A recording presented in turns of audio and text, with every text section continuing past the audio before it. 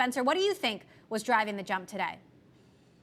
Sure, I certainly think that all of those headlines are having an impact here. I think there's just broadly also a question of what type of hard assets do people want to own in an inflationary environment. And I think that that backdrop is also driving additional demand for Bitcoin and other hard assets. And yet Bitcoin has been trading in a fairly narrow range over the last few weeks, despite being such a big part of the news and these global headlines that we're seeing. Why do you think that is?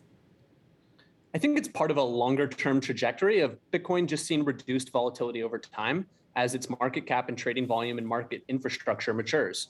I think that recently there's been some debate about what the current market backdrop of secular growth, increased demand for hard assets means, coupled with a world of rising interest rates where the price of money or the cost of capital is increasing and maybe pulling out from some of the more volatile segments of the market.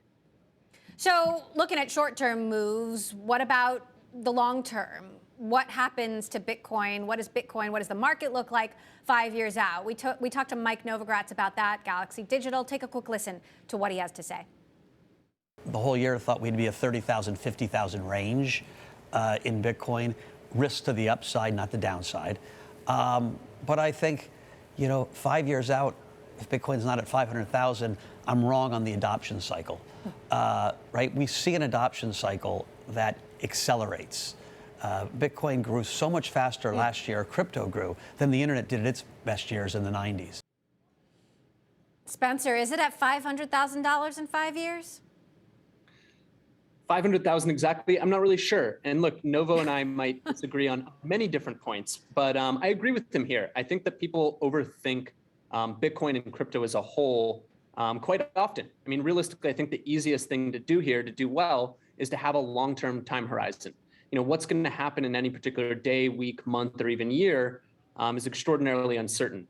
And a lot of people, I think, prefer to do themselves brain damage trying to anticipate those market moves, when I think the easier solution here is to have a small percentage of your portfolio and orient towards the long term. And that could be just Bitcoin, or it could be a basket of crypto assets.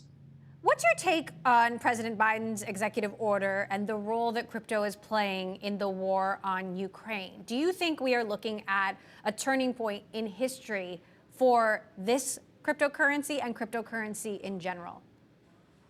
Potentially. I certainly think that crypto is a component of this discussion.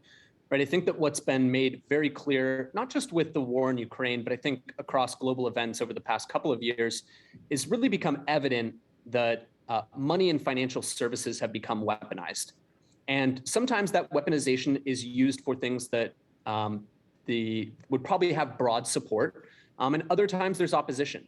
But regardless, there is demand for a neutral, apolitical money and infrastructure, and that's what Bitcoin and public blockchains represent.